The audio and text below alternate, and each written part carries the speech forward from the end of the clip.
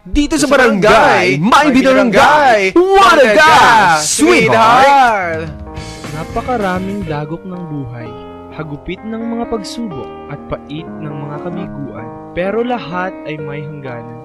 Lahat may katapusan. Walang Pagkatapos ng gabi, sisikat din ang araw. Pagkatapos ng ulan, may colorful rainbow behind the clouds. Pwede nga. Ang kailangan mo lamang ay karamay. Yung tipong hahawakan ka sa iyong mga kamay. Kaya andito na ang iyong mga kasangga sa pagharap sa masalimuot na gulong ng buhay. Si DJ Kyle and DJ Bruce Hart. Dito lang sa barangay, may binarangay. Wanted ka, sweetheart. Tama. Kayo talaga, niloloko niyo si Kuya Paolo, ha? Parang lungkot kasi. Kayo, ha? Inaaway niyo, ha? Sa rainbow. Kuya Paolo, inaaway ka. Pero alam Kuya mo, Paolo. Talagang tinape niya. Nag-taping tayo niyan, di ba? Nag-recording tayo niyan, sugat-sugatan ng puso niya. Oo, talagang saktong-sakto sa kanya, no? Kaya talagang naman natin sinasadya. Nararamdaman niya. Tapos inasar ko pa. Sorry. Hindi na naawa, ano? Sabi, wala kayong awa, mga bastas! Okay, ito pang letter sender natin, mga kaibigan. At kailangan ko po ng isang makabagbag damdaming background para mas maimut ako sa pagbabasa. Ito na po mga kaibigan, ha? Babasahin ko na po. So, here we go. Mga kuya, DJ Kyle and DJ Bruce Hart. Itago nyo na lamang po ako sa pangalang Ruben. Yan po ang tunay kong pangalan. Ano? Matago-tago. Sorry ka. Nagkamali lang Patawang koloko eh. Gusto ko lang pong i-share. English yan na, i-share. Wow, Inglesero. Siguro mahilig siya mag-share sa FB, ng mga picture, ganyan. Sa inyo, ang masaklap na kinasapitan ng aking pag-ibig. Nagsimula po ang lahat nang makilala ko ang babaeng nagpatibok ng aking puso. Ibig sabihin, hindi tumitibok ang puso niya. Patay ka. Binuhay lamang ang puso mo na ditong babaeng ito, ha? Tawagin na lang natin siya sa pangalang Geneva. Tunay niyang pangalan. Sorry ka talaga, ha? You're so funny. You're so funny. I'm so love. Isang araw po, sa school, nagkabungguan kami. Aklat niyang dala ay pinulot ko pa. Pero di pa rin siya nagpakilala. Parang kanta yun. Bawat araw sinusundan ko siya. Eto na, eksena. Ipapasok na po namin. Lights. Sa school. Camera. Action. May bilang po yan, mga kaibigan. And now we're pleased to bring you our feature presentation. Due to some violent content, parental discretion is advised. Ay, salamat. Ay, nako. Makakauwi na ng maaga. Ay, ano ba? Tatanga-tanga ka. Geneva, sorry po. Sino ka ba? Tatanga-tanga ka Sorry naman. Di naman po sinasadya na makabangga ng tao eh. So, ganun na lang yun. Sorry na lamang pag nakabangga. Ha? Nagmamadali po kasi. Ang subject ko po kasi. Bakit? May nahabol? Late na po ako ng 30 minutes. 30 minutes. Ha?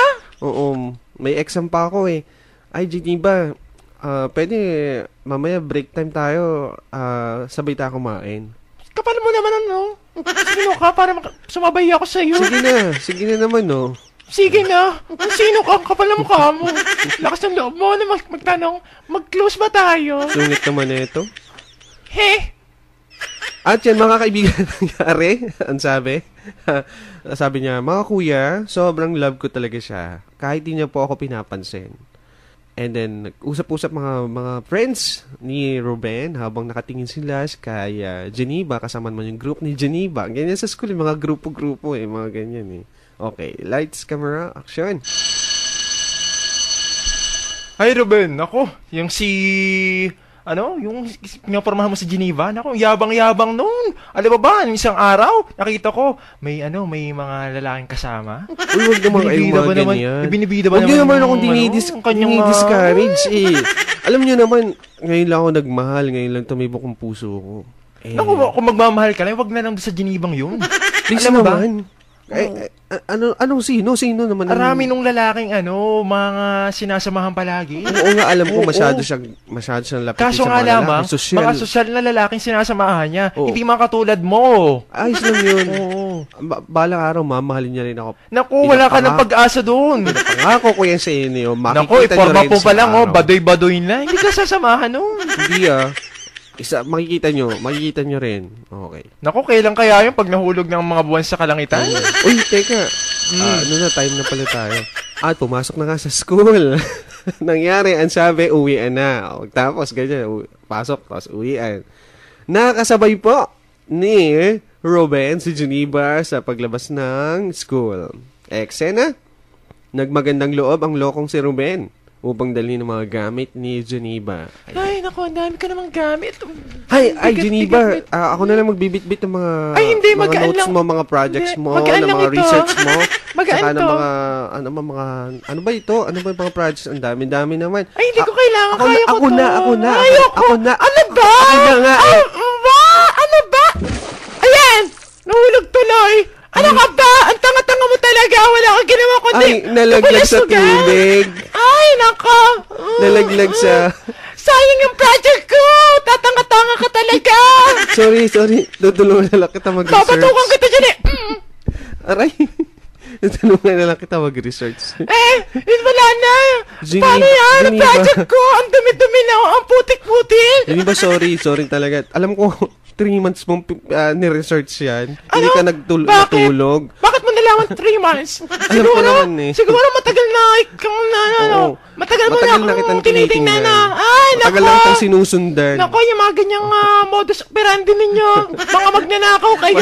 Asensya na, Geneva. Ano dapat kong gawin para lang ako iyong mahalin? Wala kang dapat gawin, no? Pero kung gusto mo talaga, kung nagpipilit ka, akyatin mo ang mga bundok. Languyin mo ang mga dagat at ibigay mo sa akin ang mga batuin sa langit. Ano? Kaya mo? Kaya mo ba? Ala, ay igagapos ko at kay Luca yata. Luca, bastos! Kasi nga! Ay, bakit mo naman ipapalangoy sa akin ng dagat? Tumigil yung amis ka dyan! Luca, diyan ka na. At yun nga mga kaibigan na nangyari. Ang sabi, mamaya po natin pagpapatuloy ang pag-aaway ng dalawa. Masyadong iskandaloso sila. Sa daan pa talaga nag-aaway. Ay, alam mo, ganyan. Marami mga ganyan. Minsan nga nakasakay sa tricycle, may mga nakakasakay ka sa tricycle na may kausap na ganyan sa telepono o kaya may ka-text, ngumingiti-ngiting ganyan. Nako, ano ba yan? Mga feeling teenager. Ay, hindi. Mas malala, parang baliw talaga. Talagang sumasalampak doon sa kalsada.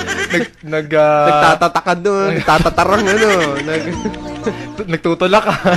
Nagtatantrum. Oo, nako, parang sanggol. Mga ganyan tipo, Anyway, mga kaibigan, may natin tutuloy kung ano nangyari ang kaganapan sa buhay ni Ruben. Kung mapasagot kaya niya ang kanyang sinisinta, kanyang inaasintang si Geneva. Inaasinta talaga. At titingnan din naman natin kung ano mangyayari sa kanilang ending ng kanilang love story. Ayan niya. So, tambangan niyo po yan mga kaibigan. Abangan na susunod na kabanata. Dito lang syempre sa ating segment na Dito sa Barangay, may binanwanted ka, sweetheart. Tuloy-tuloy pa rin po ang samahan. At syempre, ito ang song niya.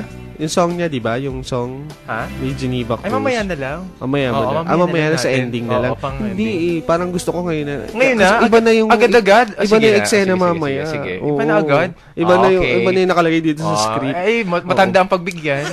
Ganun talaga eh. Nagbibigay talaga ang mga bata eh. Alam niyo naman yan. Masunurin lang tayo. Baka tayo mapalo sa puwet. Umiyak pa tayo dito. Katulad ng baby. Ayaw pa tanong na masa. Ngayong umaga. Sagutin niyo pa rin yan sa ating mga numero. 0930-375-5760. Ayun diba? Suave, soothing and relaxing music. Kailan mo ba mapapansin ang aking lihim? Yeah, sayawan na. Sweet po ito. Bakit